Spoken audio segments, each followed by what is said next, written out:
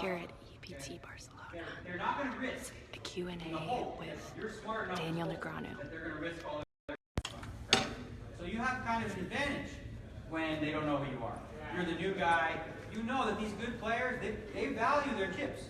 They have 50,000 chips. They don't want to just blow it in one hand. Some do, like Fedor. No, but he's good. So, big misconception is the good players bluff all the time. It's not true. The way they bluff a little bit. You know, they raise a lot before the flop, and then on the flop, you know, they bet. Sometimes bet on the turn. But if they raise, bet, and then go all in on the river, they're always going to have, almost always going to have something. You shouldn't want to be a hero in those spots. Okay, that's not the spot to be like, well, maybe he's bluffing for all your tournament life.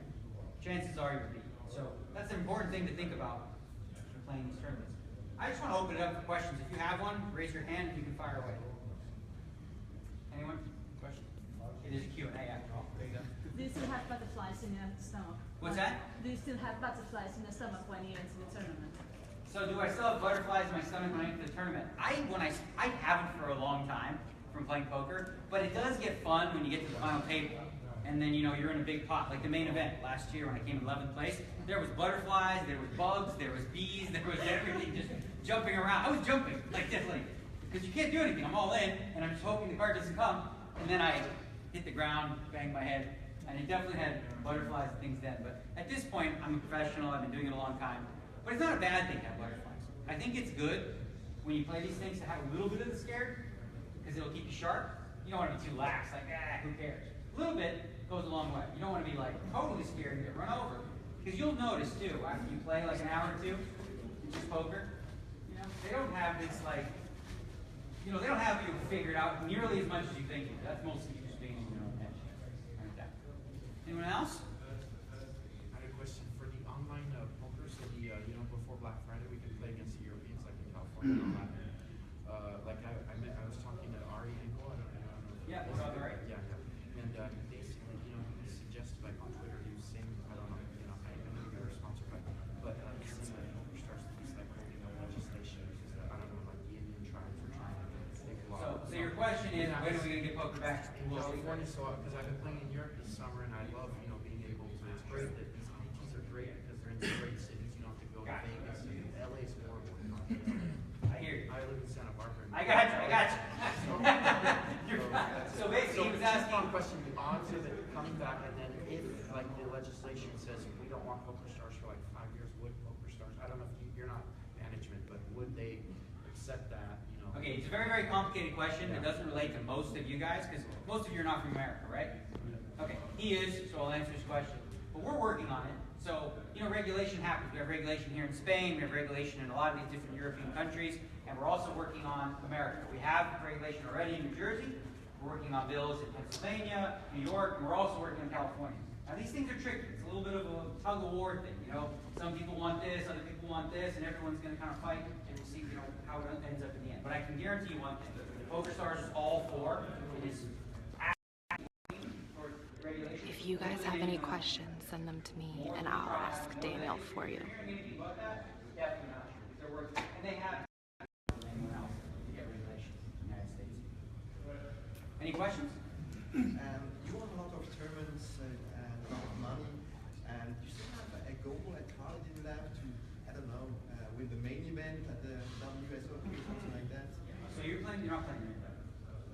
You mean the BS? Here, this one. No, I played this one. Okay, so what's in your next tournament? It's in Switzerland. You're not playing more tournaments this week? No, Okay, you're playing. I'll do it with you then. You're playing the tournament tomorrow. What's your intention for the tournament? Small goal would be coming into the money, but if you qualify, So what your intention is to win? First place. yeah, I know the chances. No, that's good. No, that's fine. Hey, I have the same intention, and that's a good thing. That's a good place to be at, right? So he was asking about goals, right? So what I do every year at the beginning of the year is I set my intention for the whole year. Now there are goals that are crazy. Like his goal says, I want to win the tournament. Big deal. So does 1,000 other people, right? He's probably not going to win the tournament, but he's clear on what his intention is for the tournament. He knows what he wants to accomplish. So with goals every year, and this is true in all facets of life, not not just poker. In January, I write 10 things that I want to accomplish in the year. One is win 3 World Series bracelets in 1 year. Now, is that reasonable? Not really. Only like 5 or 6 people have done it. I've never done it. But I like to set goals that are lofty. But I like to also first be clear on what I want to accomplish and then why. So why do you want to win the tournament? I'm serious. Yeah, no, the thing is nothing. Money. And you want the money? The other thing is, I don't know, it's maybe good for the ego if you have. Okay. So it'll make you feel good about yourself, and you'll also get money. What do you want to do with the money? Play more poker? No, yeah. The good thing is you can buy it directly at the bigger tournaments and play there. So it'll allow you freedom? Huh? So it'll give you freedom. Yeah, just buy Play more big tournaments. Tournament or something, you know, you compare. And what will that add to your life? What will the freedom to do that add to your life? Like, how will it make your life better? Yeah, because you don't have to look for the money exactly how much I work. So you could have the freedom to do whatever the hell you want, whenever the hell you want, right? So now notice this. Not only do you figure out what do you want to accomplish, what is your intention, but why? Why do you care? If someone says, I want to lose 10 pounds, why? So you can fit better in a bikini, right? Or so you can be healthier for your kids. When you know the why, and that matters to you enough, it attaches you to what you're trying to accomplish. So when you're playing, your intention is to win so that you can get that money and you can feel better about yourself so you can have the freedom to do whatever you want in your life, right? And this is just one example, like in a poker tournament, but I think that's applicable to all things in life, especially weight loss for life. Any other questions? Yeah. Which recurring mistakes did you fix to improve a lot? So what was the first part of the question? Which recurring mistakes? Recurring mistakes that I fix? Okay. So much like you, or you know, you were saying this when you first won, so use you as an example. When I first started playing, I thought that all these good players were like so much better than me, right? Oh my God, they're scary, right? Like they are probably bluffing me and doing all this crazy stuff. So I was very curious, and I was calling too much. And eventually I keep calling, and I keep calling, and I keep saying, okay, he has the nuts, he has the nuts, he has the nuts. And then eventually I went, you know what? They always have the nuts. Like, okay, stop calling so much, right? Yeah, so when I was young, you're brash, I always thought people were trying to outplay me. Because I was trying to outplay them. I was trying to do all those things until I realized that the good players are the ones that are patient, they let the game come to them. When a move is available, they take it, but they have, I was a bull, just a pushing bull, only push, right? But once in Toronto, where I started, that was easy, because people didn't know how to deal with that. But then when I went to Las Vegas and tried that, they were like, come on, I've seen kids like this come and go, right? And they pushed back, and said, what the hell? Old people don't usually re-raise. And they were re-raising me. So I had to adjust and learn that I can't just be a bull, I have to, bring it in a little bit. Is there any particular time of the tournament, especially big tournament like that, which is better for you to play tight or aggressive or when? Sure. So is it better, the question was, is it better at certain times to play tight versus aggressive? And yes. So when people ask me, like, how am I going to play today? I have no idea until I sit down at the table. Because I don't know who's going to be there, right? So if you end up playing, and there's guys on your left who are just crazy, 4-betting, 5-betting, 3-betting all the time, they kind of force you to play a little bit. Or if you have a bunch of players that are, like in the main event usually, the first day, the World Series main event, everyone's really tight. They're scared. So I play more aggressive. But the other question I would ask is, what is your intention for the tournament, right? So if your intention is, let's say, your first time playing, you want to cash, you want to make the money and then see how you go from there, or you want to enjoy the experience, or you just want to win. Because if you just want to win, then you want to play more aggressive. But if you want to just make the money, get your feet wet, then you want to play more conservative throughout.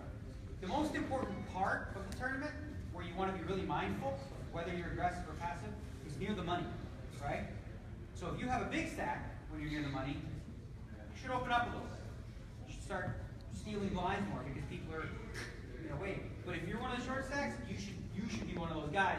If you care about what it's going to be like, 12, 13,000 euro or something like that. If that matters, then you have to play accordingly and play tight yourself. let them push you around. It's not fun, Bill. Questions? Yeah. You said you have like little butterflies only for the final tables, but do you spice up your maybe game with pro betting with other people? How do you spice your... Yeah. So if a lot of you guys know, this summer, Jason Mercier and Vanessa Self made a huge bet. She gave him 180 to 1 to win 3 World Series bracelets. Crazy, right? He ended up winning, coming second, coming first again, right? And there's a lot of bets like this at the World Series of Poker and here as well, where guys make side bets on each other. And a lot of it is for motivation. A lot of it's just because they enjoy it. I don't get myself involved in that stuff because I find, like what I do in January, when I write my blog and my goals, that's motivation enough. Because I don't play for the money, right?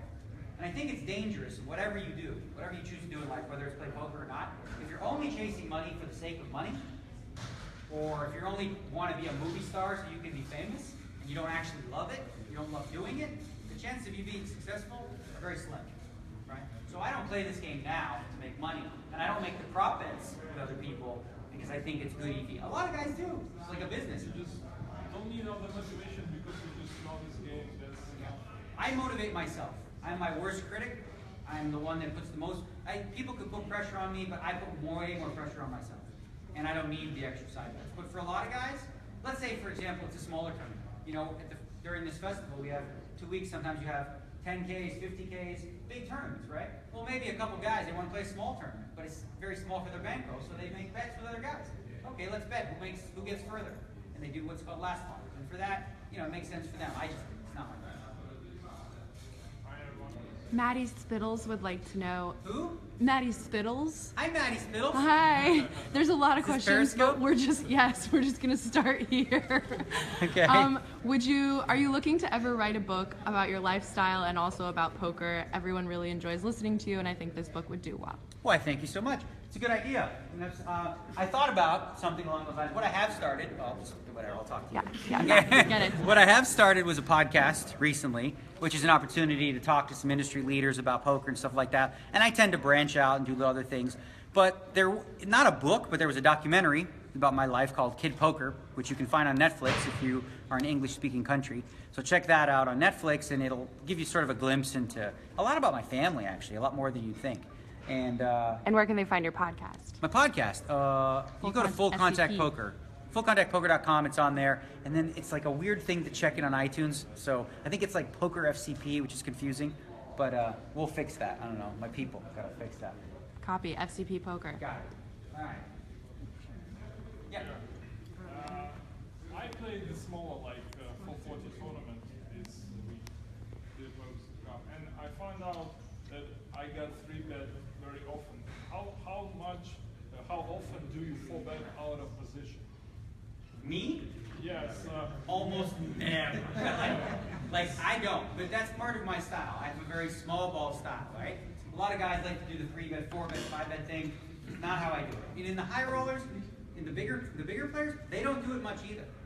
The better you get as a player, the more comfortable you should be seeing flops. Now, it's not a bad play to do, right? You know, if a guy keeps 3-betting you nonstop, well, you know, maybe it's okay to do sometimes. But I like to wait for them to screw up. And if I 4-bet them, I want them to 5-bet. You know what I mean? Yeah, I don't have ace-9. Right, yeah. Is that similar in cage games and tournaments? In cage games, if you don't 4-bet, you lose. Totally different. Totally different. So he's actually bringing up a very good point. You know, I don't 4-bet in tournaments out of position, but in cash games, sure, why not? In tournaments, in cash games, I 3-bet more often. Sizing is bigger. You're not worried about survival in a cash game. You're simply worried about what is the highest expected value play. So in tournaments, you're thinking about a couple things. So for example, in a tournament, let's say I put the guy on a pair of kings, and I have ace-10. And I raise, he goes all in, and I look at the pot, and I'm getting about 2-1, right? So with ace-10 against kings, you're about 2-1 underdog. And I'm getting 2-1, so what should you do? If you're getting 2-1... Snap it off. Huh? Snap it off, let's go. So you call, how many, raise your hand if you say call. Okay, raise your hand if you say fold. Okay, neither answer is wrong. Neither answer is wrong, but I fold, and I'll tell you why. Because I'm not looking to take situations that are even in a tournament, right? Even if I knew, if you gave me exactly 2 to 1 on something that I know I'm 2 to 1, why would I gamble there? My goal when I'm playing in a tournament is to get better than just even on my odds, right? So why risk the chips in a spot where, you know, if that's my best case scenario, I'm getting even equity? If I was getting 3 to 1, that's totally different. Now I would absolutely call. So a lot of younger players will disagree with that philosophy, but I find, especially for tournaments, it's very valuable for survival. Let's say you only have, say you have 40 big blinds, right? You raise 2.5 at the ace 10, and another guy goes all in for whatever it is, like 9 or 10 big blinds, like 10 big blinds. Well, sure, you're gonna 2 out of 3 times. If he does have the kings 2 out of 3 times, you're gonna lose like 1/3 of your stack. That's kind of important. It's a pretty big hit to your stack. Whereas, you know, 1/3 of the time you'll get lucky and you'll go from 30. You know, you'll increase your stack a little bit. But you go from being comfortable to comfortable versus being comfortable to in jeopardy.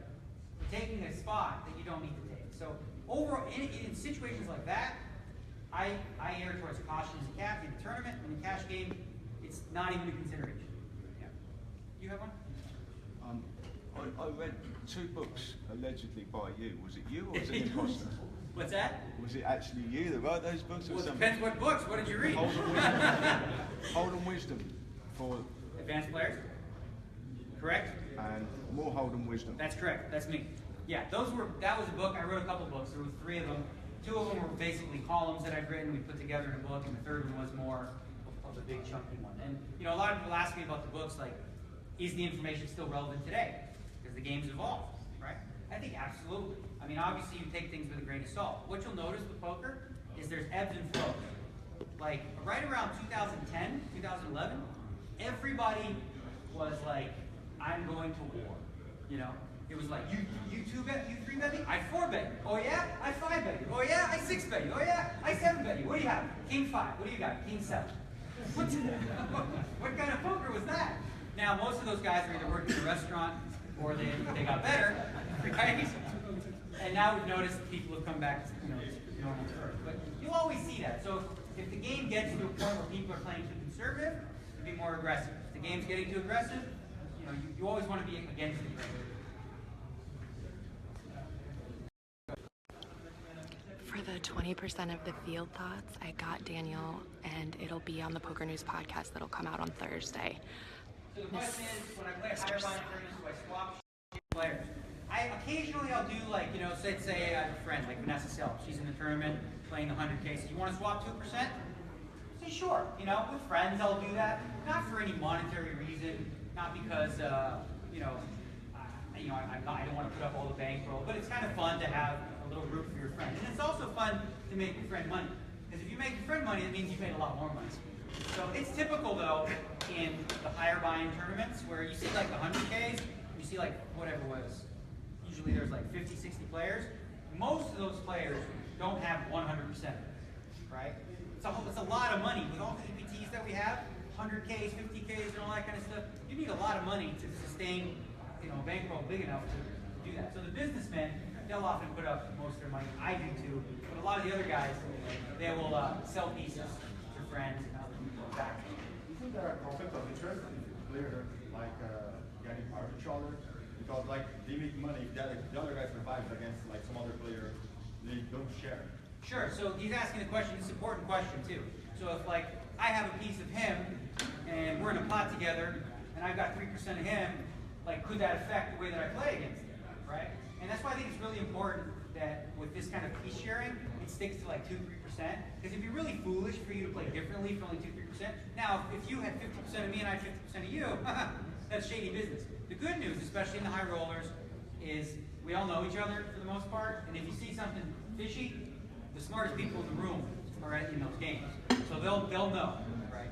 So yeah, definitely if it's for small stuff, it's not an issue at all. But if it was big pieces, it could be an issue. You said before that you set your targets early in the year. Are you doing a reflection at the end of the year, whether you reach your targets or not? And are you learning out of that? Yeah, so every January I write a blog about poker where there is 10 specific poker goals. Like how much do I want to cash for? where do I want to end up on the all-time money list? One, you know, how many bracelets do I win? So I have 10 of them. At the end of the year, I go over each 10. I don't think about it throughout the year. I set my intention in January. In December, I take a look, see how we did. And if I hit one of the goals, maybe a little disappointing. If I hit 3 or 4, pretty happy with that. One year, 2013, I hit 8 or 9 of them. And I don't set little itty bitty goals, like cash and fun. I set goals that people look at and go, you're not going to do that. I'm like, okay. If you set a goal that's too easy to attain, what's the point, right? I find this analogy really interesting in terms of goal setting. Imagine 2 women. January 1st, they say, let's lose weight, right? They're both overweight. They say, we're going to lose weight this year. So in the next 2 months, Mary says, I'm going to lose 20 pounds, okay? Jane says, okay, I'm going to lose 5 pounds. They both set a goal. At the end of 2 months, Mary lost 17 pounds. She didn't lose the 20. She lost 17. Jane, she lost exactly 5 pounds. So which one succeeded and which one failed? Both succeeded. One fool and one person. Both succeeded, right? Because both did lose weight. However, notice that the woman who set her goal at 5 lost exactly 5. The woman who set her goal higher, set her at 20, didn't quite reach it. She did a lot better than Jane. Because she stretched it. She made it on a goal that was even bigger. She lost a lot more weight. She looks good. So it's important to set goals that are, what's that? She looks good. Mary Jane? Yes, 17 pounds is a lot. Exactly. So anyway, yeah. Next question. No, I asked. Go ahead. Is there any player or kind of player that you find more difficult to play against? I think the players that are most difficult to play against is, this is how I developed my strategy, actually, the small ball strategy, because there was a specific type of player that I hated playing against. So I said, why don't I become that guy, right? And that player is one who, when I raise, he always calls. And on the flop, I bet him, he's always sticking around. He's not easy. I never know where he's at. I raise, comes Jack 9-6, I bet he calls. Turns to 5, I bet he calls. No idea, because if he's doing that with his good hands, with his bad hands, it puts him in a tough spot. And often, I end up doing, okay, I check, he bets, I don't know what to do. So I became what's called like a sticky style player, which means I don't just let you take it on the flop very easy. There's a new trend in poker now, where people are betting small amounts on the flop, right? So they're betting like 1/3 of the pot on the flop. That's very good for sticky players like me. Because it's very, very cheap to do what I was going to do anyway. So they're not pricing me the way that they should. So this type of player that I would say that is the most difficult to play, and I think most of you agree, right? The guy who just never lets you go. He never leaves you alone. He forces you to make a hand to win every pot, right? Those are the toughest ones. Strategy. So it's I don't know how much, but it's for the World Series, the main event. I was watching the coverage, and for Joe McKean was racing every year, because he was major. And I know you said small ball, but do you ever think back about how that ace, I think you had ace 5 Yeah. So and what 13 wins or something? Yeah. So that's your question. No, did you ever think of shutting, being on the bubble? So that's your question? Yeah, that's okay. Let me answer. Never go back. Breathe. Yeah. Okay. Breathe 3 times. Okay. Good. No, it's a bad memory. No, it's good. No, it's okay. But you gotta let me answer the question. You ask it, I'll answer. But you understand what I'm saying? Yes. The question is, do I regret it? Should have shoved pre-flop versus small. It's your question, Thomas. So, his question was simply this, and he could have summed it up like this, and I'm going to help him. Do you regret not going all in with the ace-4 in the main event, right? Okay. So, I wrote a blog about this hand too. The standard play, I don't know if you guys remember it, I came 11th, not this year, the year before. Joe McKean was raising every hand on the button. And the round before, I went all in with king 10 in the big blind. And this time I liked it to just call with ace-4. I wrote a really long blog explaining why I did that. If I were to teach you what to do in that spot, I would say go all in. I would say that's the right play. But for me, and what I was trying to create in the sort of psychology in the head games, I think call was right for me. And there was one key reason. He was trying to bully the whole table, and he was going to.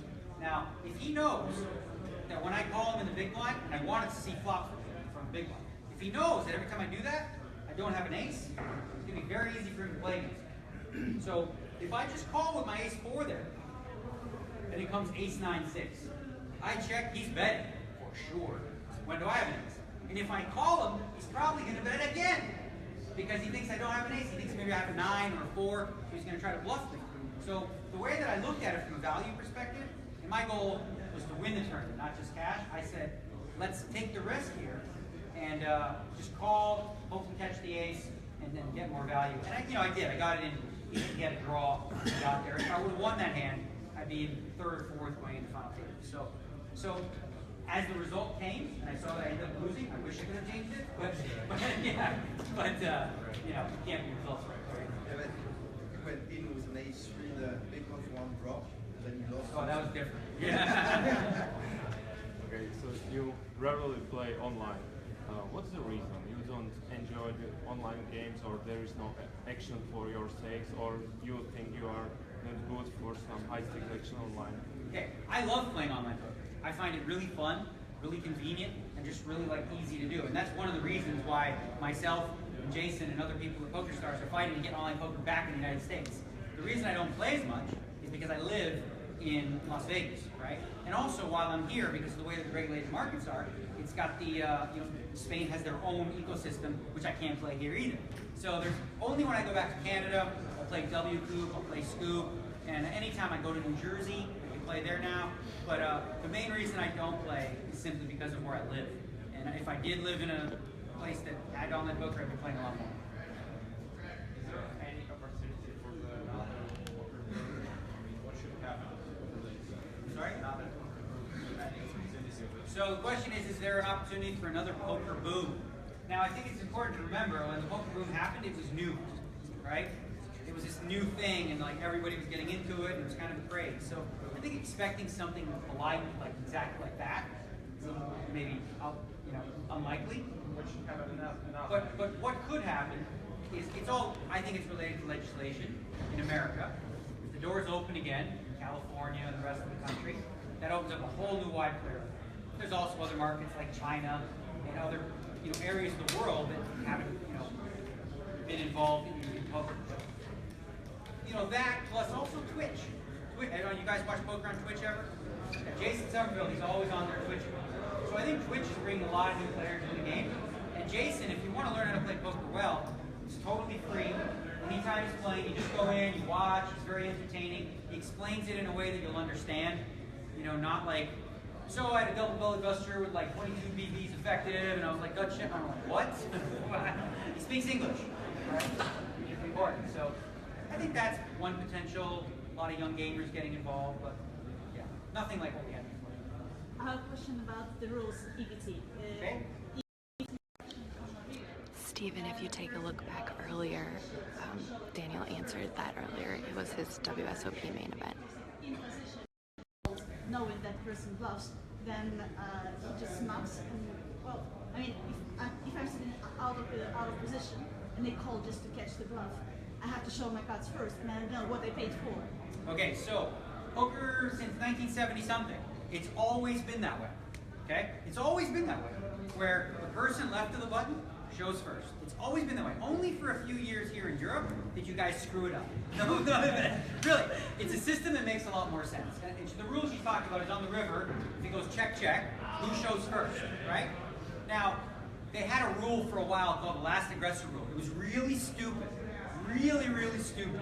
Because there's so many other problems with that. And the fact of let's say on the flop it went bet, raise, call, re-raise, call, call. Then the turn was checked. Then the river, who shows first? Who shows second? Who shows third? I'm confused. So what are we going to sit there and go, I think it's you. No, I think it's you. Can we get a floor to figure out who shows first?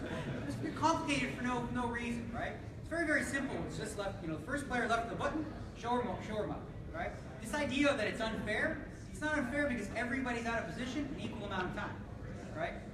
You're going to be the button sometimes. Sometimes you're not going to have to show. Sometimes you're going to have to show. But it's not inherently unfair. Maybe it feels that way to you. Then just smoke your hand. All right. Hello, Daniel. It's really nice to meet you. How can you stay so positive all the time? And have you been so positive before you start winning? Okay, so the question is, how do I stay positive all the time, and was I positive even before I started winning? Yes. Well, I've always had a lot of confidence in myself in everything that I've done, but ultimately, I really believe it, and this is going to sound weird, I believe it's a choice. I really do. Like, you have a choice to look at your life one of two ways. Are you healthy? Yes, I am. You seem healthy. Yes. You seem like you're in pretty good shape, right? So, if you lost with Kings tomorrow to like Jack 4 offsuit, Yeah, and you're crying I- about it, you know what I'm going to see? I'm going to see a lucky guy. Because I'm going to see a guy who's in good shape, he's healthy, he seems to have a pretty good life, and this Jack 4 is like inconsequential, right? So where we focus, where we spend our time and energy focusing, a lot of time is where we end up, right? It's very easy to look at your life and say, my life sucks. You could find things, right? But it's not valuable. It's just there's no added value to that. This relates to poker too, so I'm gonna segue. A lot of times people come to me and they'll say, oh my god, I got knocked to the tournament, I had 2 kings, I went all in, the guy called me with jacks and he hit a jack. What's the point in telling me this story? What are we gonna learn from this? Right? There's no value, you just want me to cry for you? You want to be a victim? And I'll ask him this, how many big blinds did you have? 12. So okay, tell me how you got to 12. I want to know the hands before that, right? If you're not learning something from the hand, if there's no value from it, now you're in what's called like a victim story. The better approach is to always be responsible. I'm responsible 100% for my own happiness, right? So nothing you can do to affect that, because it's my choice on how I perceive it, right?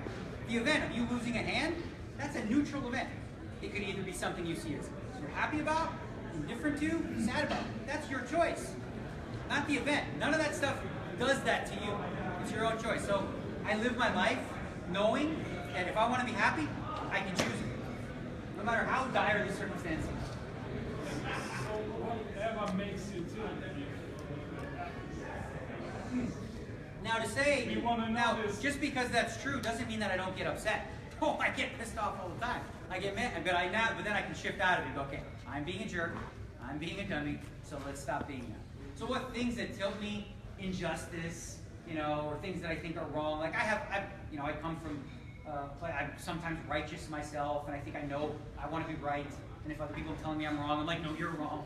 And they're like, you're wrong, I'm like, no, you're wrong. So that can get me riled up, but I have the awareness at this point in my life, I'm not 22 anymore, to realize, okay, in the moment I might be like that, but I'll shift out of it.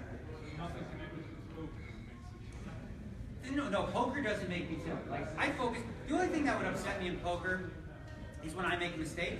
But I don't get upset. What I do is typically this. And it's like a process where if I make a mistake in a poker hand, especially if I'm in a tournament, I go, okay, let me acknowledge the mistake. So I acknowledge to myself that I made a mistake. What am I committed to?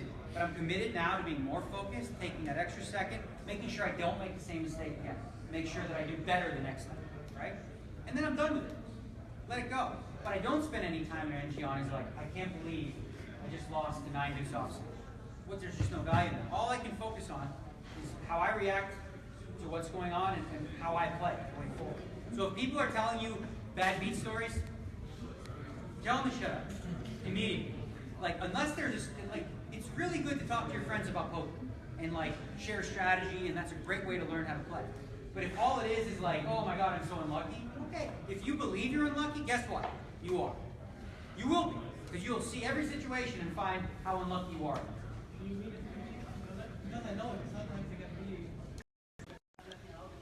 Iran Garcia, he said earlier that one of the new trends is always min betting on the flop. I'll ask if there's more if I get a chance.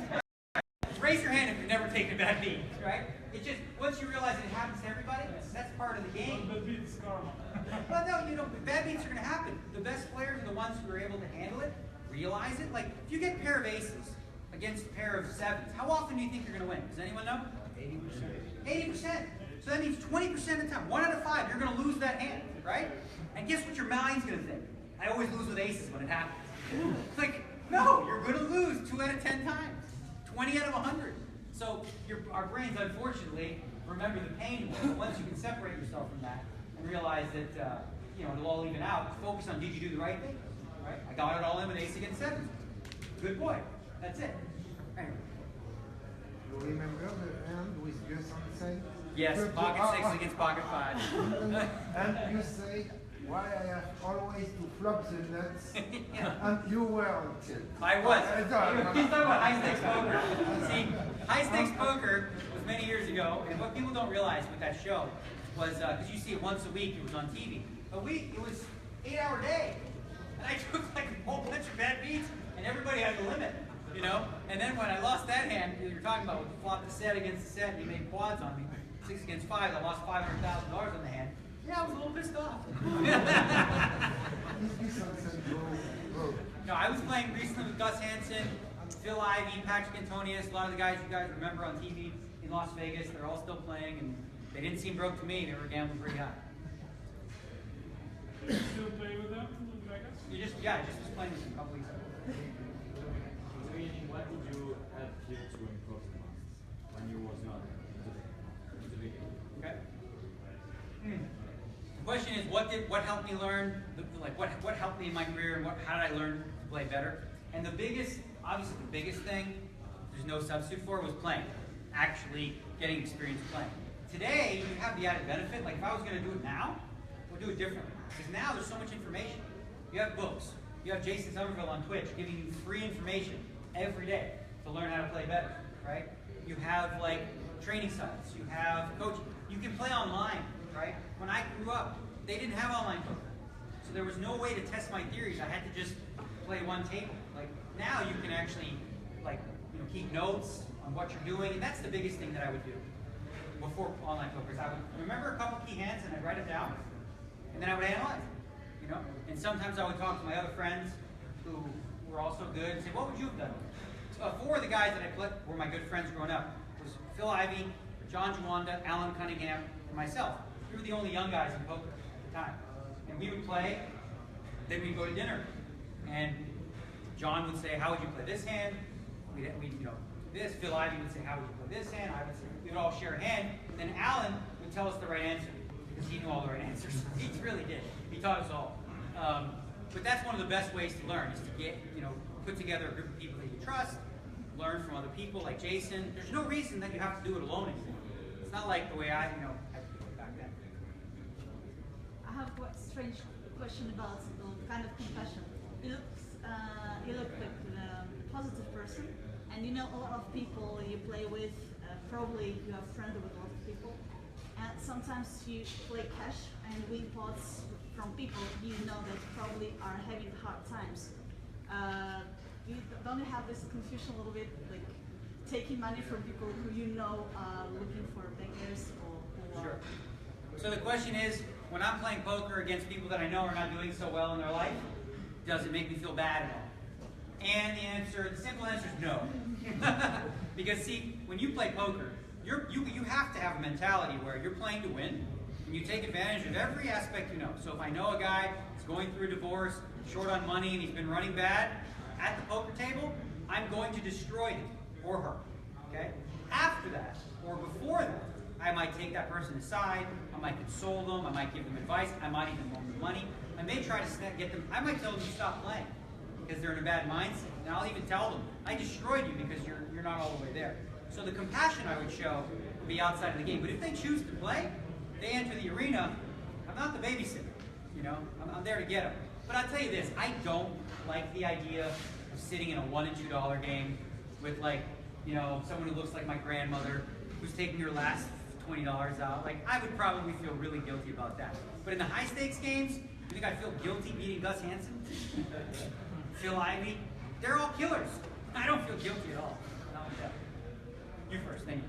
What do you think about the future of our game? I'm just thinking Texas Hold'em, no limits. The levels are so close now. What do you think is going to happen after 5 years if a person want to play tournament, no limit Texas Hold'em? Do you think there's money to be won? So what's the future of no limit Hold'em, both in tournaments and cash games, right? Well, a lot of people have been talking about no limit Hold'em being dead for a long time, but it hasn't. We're seeing record-breaking fields here in Barcelona, and the game's still thriving across the globe. What I think is interesting about your question is a lot more of the younger players that have gotten really good at Hold'em, they're not playing Hold'em against each other anymore, but they're playing new games. They're playing Pot Limit Omaha, Study or Better, Deuce to 7, Single Draw. And that's the future of poker for most people, I think, when you become a pro, is you become more than just a specialist in one game. And that's what I hope for, because I love mixed games. I think it's much more interesting than just Hold'em, which is a very simple game. But for tournaments, Hold'em is just such a great game for tournaments, because it just plays well for tournaments, and it's a lot of fun. And I think, as you can see with the turnouts here, the vast majority of people really still enjoy it. So I think the future's good. I think obviously online poker has a big role in that. PokerStars has a big role in that. Getting regulated across the world is important because the more players we have to choose from, the better it is for everybody. I know that you are a fan of Rocky movie, is it right? Yeah. Okay, I have a question. Like, do you have a person like Mickey in your life, or you had to come up to everything you know by yourself? That's a really good. That's the best question I ever got. Probably, maybe one of the best ones. So if you guys watch Rocky, you remember Rocky movies? So Rocky had a guy in his corner named Mickey. Remember, like you spit thunder, you crack lightning. You know, I love Mickey. So do I have somebody in my life like that? I'll tell you, in my development years, I did have several, kind of. The one that sticks out was Jennifer Harmon. Because when I first moved to Las Vegas, she was I became friends with her very early on, and I would make a lot of mistakes, like most young kids do. I'd go with my friends, have some wine, have some shots, and they'd say, hey, let's go play poker. Really good idea. And the next morning, I'd go to my safety deposit box with my fingers crossed and be like, let's say there's something in here. Oh good, there's 10,000. So she was very helpful in just helping me balance playing poker with bankroll management, with setting myself straight. Because it's very easy, young kid in Vegas, to be broke, go through money, do all those dumb things. So she was my Mickey.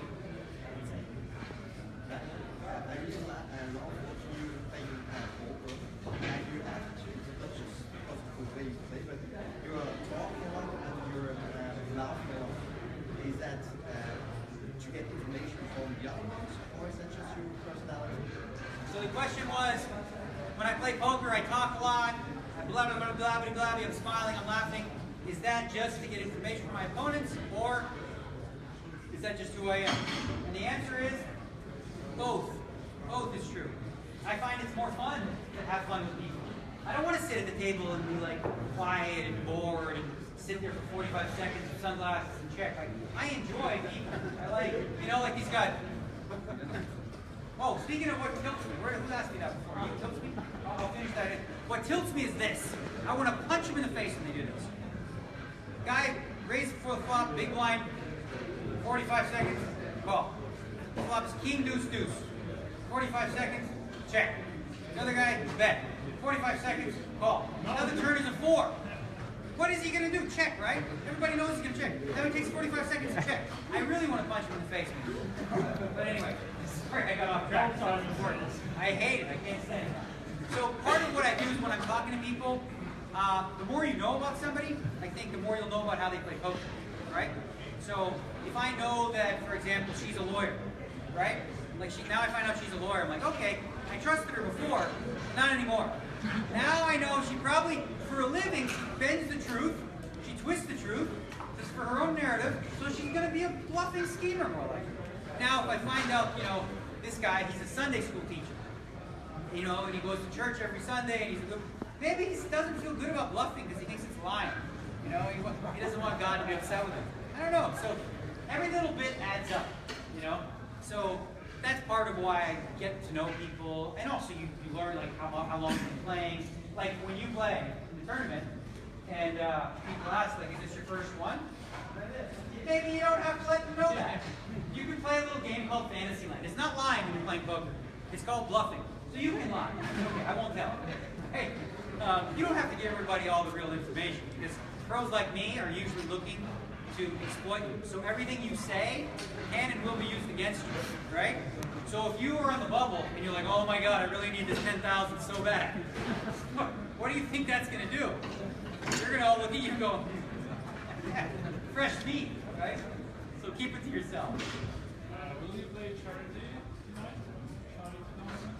I'm actually busy. I'll see if I can make it for the late part of it. I have some interviews and stuff to do before that. There's a charity event. What time tonight? 7:30 night. It is for Right to Play, correct? Right to Play. It's really cool charity. Okay. What's the attitude towards the people responsible for Black Friday? I read they are not good. Chris Ferguson. Do you speak with them? Are they good community? Okay. So the question is, how how was Chris Ferguson, Howard Letter accepted back in the community? Do people, accept it or not? And, it depends on the person. Some people are still very upset, and they have every right to be. Other people accept that, things happen, mistakes were made. But thankfully, PokerStars came in and saved the day, really. Because without that, PokerStars moved. There's a very good chance that most of those people would have never gotten their money. So, in one hand, people did get their money back. On the other, the way the company was handled, a lot of trust was put into these people and they failed them. My personal opinion is I'm always willing to forgive somebody who asks for forgiveness. Genuinely. From a humble place. And, Howard did that. He knows I'm not a fan of his. We were not buddies. We don't see eye to eye. But I can respect a man who humbles himself enough to apologize and take responsibility for your actions. Like, at the end, you can't change things you've done in the past. You really can't. You can't. If you screwed up, and I'm sure everyone has done something to a girlfriend, to your mother, to somebody that you regret, you can't change it. What you can do is take responsibility for it, acknowledge it, and commit to something in the future in terms of not doing that again. And I think it actually takes courage for people to sell. It's one way to look at it. I'm actually a developer for the code, and we are working on a study that we are aware of famous poker players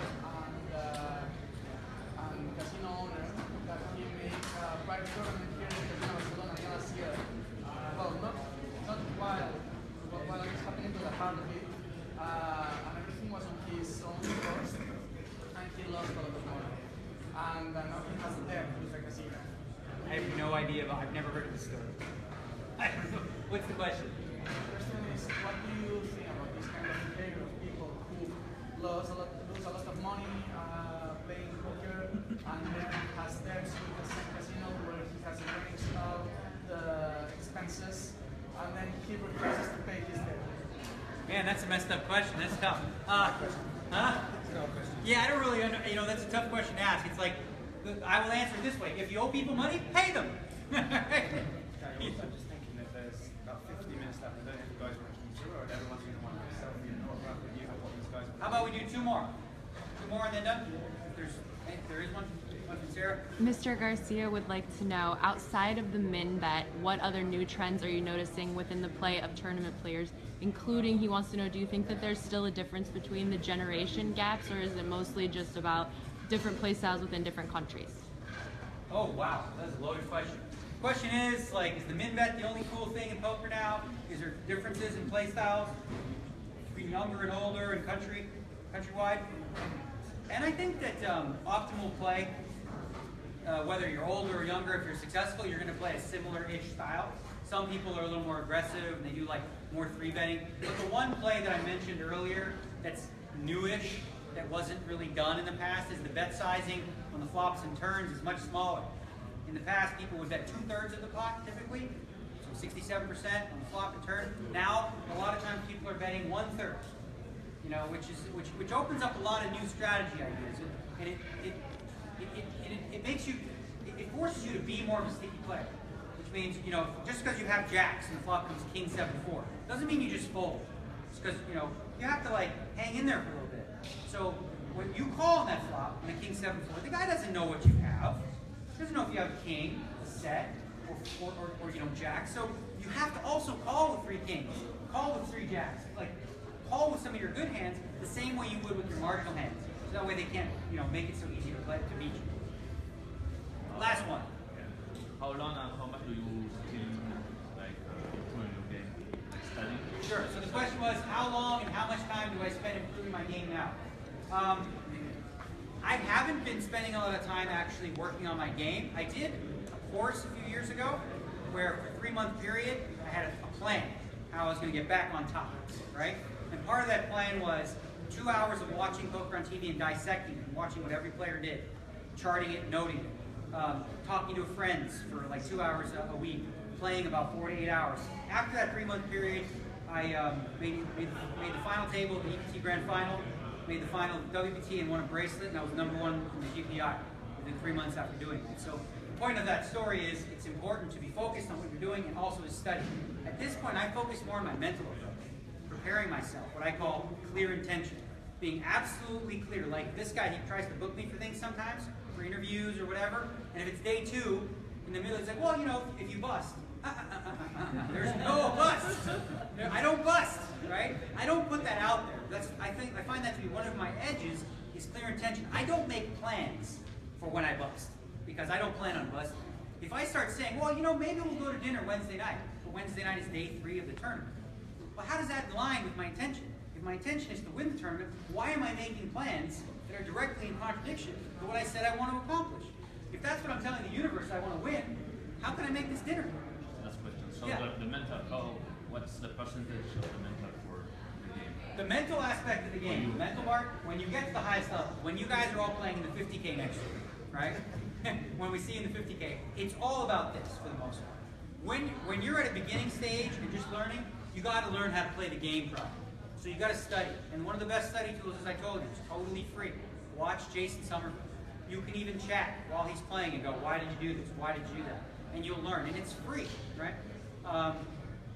But once you've got that down, being responsible for your results, not playing victim, being mentally prepared, setting yourself up for success, right? Stop sabotaging yourself. When I used to play the WPTs years ago, I would travel for a 4-day tournament with 400 players with a suit, like a suit and a tie. Why? Because that's what I was going to wear at the final table, right? I was planning ahead. I didn't want to wake up that day and go, I wonder what am I going to wear today? I already knew what I was going to wear. Sometimes I didn't get to use the suit, right? Most of the time I didn't. But there were plenty of times where I did. Will you say something in Spanish? Robbie wants to. Yo no hablo español. No es muy similar con romaneste, pero yo no hablo. I'm speaking too much Romanian. Portuguese, obrigado. Gata. Catalan, I got none of that. All right, guys. Well, good luck if you are playing. Thank you guys for watching. I'll try to get something else done, like write it up, but also definitely we did a little interview before this started with Daniel that'll be on the Poker News podcast that comes out on Thursday. Talk to you later.